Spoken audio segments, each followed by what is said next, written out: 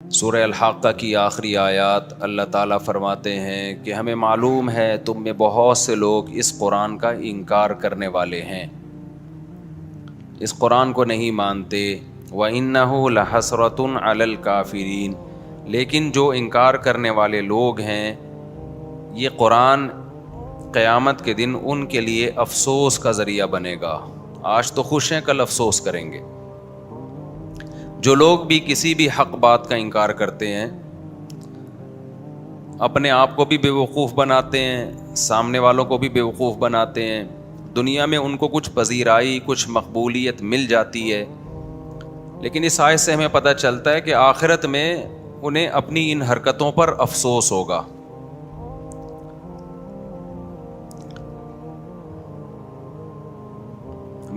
لوگ مجھے چیزیں بھیجتے رہتے ہیں نا، جیسے نبی صلی اللہ علیہ وسلم کے دور میں تو مشرکین انکار کرتے تھے قرآن کا اور اوٹ پٹانگ قسم کے دلائل دیتے تھے، تو میں سوچتا ہوں کہ پیغمبر صلی اللہ علیہ وسلم کا کیسا ظرف تھا۔ جب لوگ بہت الٹی الٹی باتیں کرتے ہیں نا، اس سے انسان کو بہت تکلیف ہوتی ہے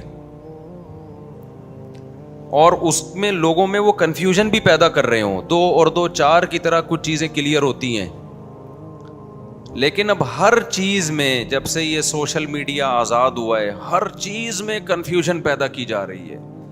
وہ تمام چیزیں جو 2 اور 2 4 کی طرح تھی نا، ان کو بھی مشکوک بنایا جا رہا ہے۔ تو میں جب یہ آیتیں پڑھتا ہوں، میں کہتا ہوں ہمیں جب اتنی اذیت ہوتی ہے، اتنا ٹینشن ہوتی ہے اور غصہ بھی آتا ہے کہ یار یہ کیا کر رہا ہے یہ آدمی۔ صحافیوں کو سنتے ہیں، وہ کیسا حقائق کو مس کر رہے ہوتے ہیں، مذہبی اسکالرز کو سنتے ہیں، وہ کیسا حقیقت کو مس کر رہے ہوتے ہیں۔ کچھ دن پہلے ایک صاحب آئے، انہوں نے کہا کہ یہ پھونکوں والی سرکار اتنی ہٹ ہو گئی، اتنے بڑے بڑے آفیسرز اس کے پاس جا رہے ہیں، تو میں نے کہا یہ ہمارے ملک کا حال ہے کہ یہ ایک تھوڑی ایسا تو پتہ نہیں 20 لوگ ہیں، 20 لوگ ہیں۔ یہ تو میڈیا میں کچھ لوگ آ گئے، ورنہ تو جو روحانیت اور عاملوں پہ میں صبح شام بولتا رہتا ہوں، اگر میں نہ بولتا تو 4-6 لوگ جو بچ گئے ہیں وہ بھی جا رہے ہوتے۔ 4-6 لوگ جو بچ گئے ہیں نا عاملوں کے پاس جانے سے، 4-6 ہی ہیں، اس سے زیادہ نہیں ہیں، تو وہ بھی جا رہے ہوتے۔ تو انسان کو تکلیف ہوتی ہے کہ یار تم کوئی تو بیس ہونی چاہیے کسی بات کی، حقائق کو کیسا مس کیا جاتا ہے۔ تو جب میں قرآن کی آیتیں پڑھتا ہوں تو قرآن میں نا نبی صلی اللہ علیہ وسلم کے لیے تسلیاں بہت ہیں۔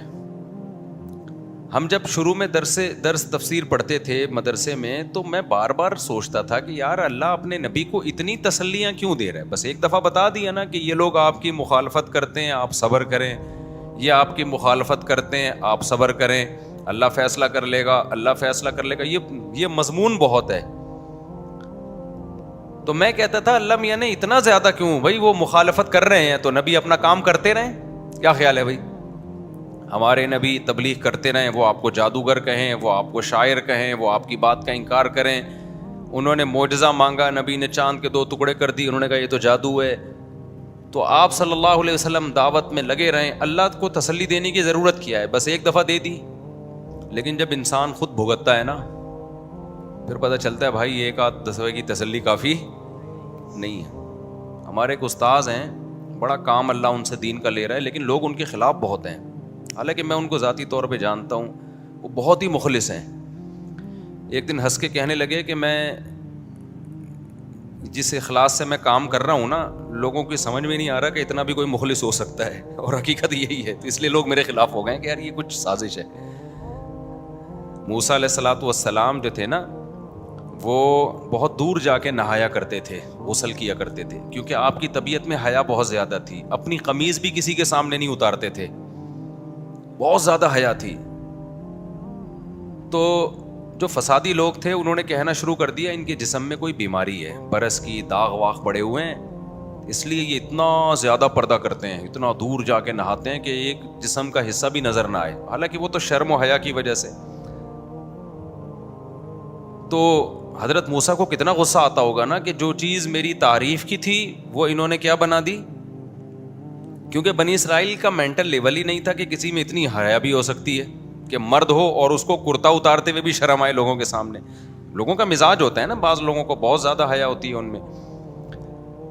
تو اللہ تعالیٰ نے کیا کیا اللہ تعالیٰ نے موسیٰ علیہ السلام پہ جو الزام لگ رہا تھا نا کہ ان کا جسم خراب ہے اندر سے, یہ اتنے چھپا کے رکھتے ہیں اس کو, نہاتے بھی بہت دور جا کے ہیں, کسی کو ذرا بھی باڈی نظر نہ آئے, تو اصل میں اندر سے معاملہ کیا ہے, خراب ہے, داغ واغ ہے اور کوئی بیماری ہے ان میں.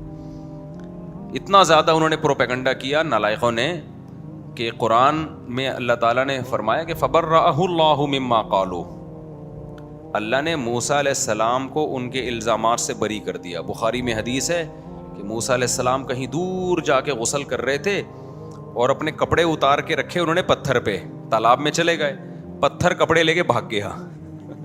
بخاری کی حدیث ہے, پتھر کپڑے لے کے اللہ نے حکم دیا پتھر کو بھاگ جا بھائی تو. موسیٰ علیہ السلام باہر نکلے تو پتھر مارکیٹ سے شارٹ.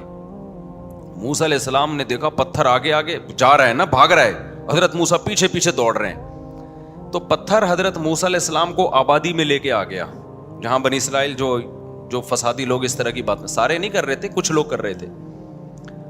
انہوں نے حضرت موسیٰ کا جسم دیکھا تو حدیث کے الفاظ ہیں کہ سب سے خوبصورت ترین جسم موسیٰ علیہ السلام کا. یعنی وہ حیران ہو گئے, کیا اللہ نے ان کو ایک فٹنس ہوتی ہے نا, یہ والے باڈی بلڈروں کی فٹنس نہیں جو اسپیڈ بریکر نکلے ہوئے ہوتے ہیں یہاں سے, اس کو لوگ سمجھتے ہیں کہ یہ حسن ہے, یہ کوئی حسن نہیں ہے. اللہ سب سے زیادہ پیغمبروں کو حسین بناتے ہیں.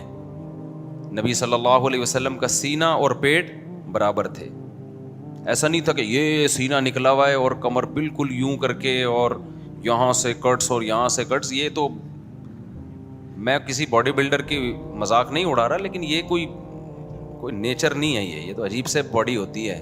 تمیز کا آدمی ہونا چاہیے, پیٹ نہ نکلا ہوا ہو, ہائٹ ہو, سینہ تھوڑا چوڑا ہو اس کا, گول سے بازو ہو, اس کو فیٹ ویٹ نہ ہو, یہ یوں کر کے جو سینے لٹک رہے ہوتے ہیں لوگوں کے, تو نارمل ہونا چاہیے. یہ تمام پیغمبروں کو اللہ نے حسن و جمال دیا ہے, مضبوط تھے وہ تمام پیغمبر.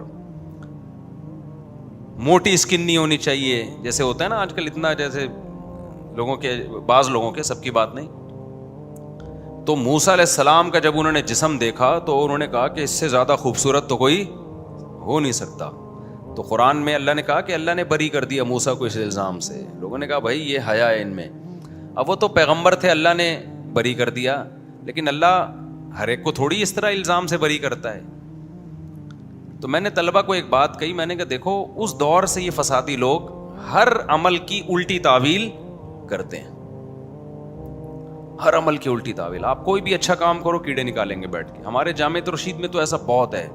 جامعۃ الرشید جب کوئی کام کرتا ہے نا, ابھی یعنی 14 اگست منا رہا ہے تو اب یہ حکومت کے پٹھو ہیں, یہ حکومت کو, میں نے کہا یار ان کا حکومت سے کیا لینا دینا, ملک کی محبت پیدا کرنے کے لیے کر رہے ہیں, ملک تو ہم سب کا ہے نا, تو کچھ اچھا سوچ لو. بولے یار ملک کے لیے کر رہے ہیں تاکہ ملک بچے. ملک, ہمارے جامعۃ الرشید کے بڑے ایک بات کہتے ہیں کہ ملک اگر گیا نا تو نہ اس کا فوج کو کوئی بڑا نقصان ہوگا, نہ عدلیہ کو کوئی بڑا نقصان ہوگا, نہ اسٹیبلشمنٹ کو کوئی بڑا نقصان ہوگا, نہ ہمارے سیاسی لیڈروں کو. یہ سب ان میں جو بڑے بڑے لوگ ہیں پتلی گلی سے نکل جائیں گے. پسیں گے ہم, سب سے پہلے دینی مدرسے پسیں گے, پھر اس کے بعد عوام پسے گی, اور جو متوسط طبقہ ہے نا ایسی لاشیں بچھیں گی جو آپ کو پتہ نہیں ہے. جب ملکوں میں بغاوتیں کامیاب ہوتی ہیں یا بغاوتیں ہوتی ہیں یا دوسرے ملک حملے کرتے ہیں تو ہوتا کیا ہے, سمجھتے ہو کہ نہیں سمجھتے؟ تو ایک چیز کو اچھا وے میں سوچ لو کہ یار شاید یہ, لیکن ہر چیز کو قوم کا مزاج, اور یہ صحافیوں نے جو آ رہے ہیں ٹیلی ویژن پہ, جو مختلف اینکرز آ رہے ہیں, کچھ اچھے بھی ہیں لیکن ایسی کھچڑی پکا دی ہے جب ہم سنتے ہیں نا تو نیندیں اڑ جاتی ہیں. جس کے دل میں تھوڑا سا بھی درد ہوگا وہ تو سوچے گا نا یار یہ قوم کو کدھر لے کے جا رہے ہو.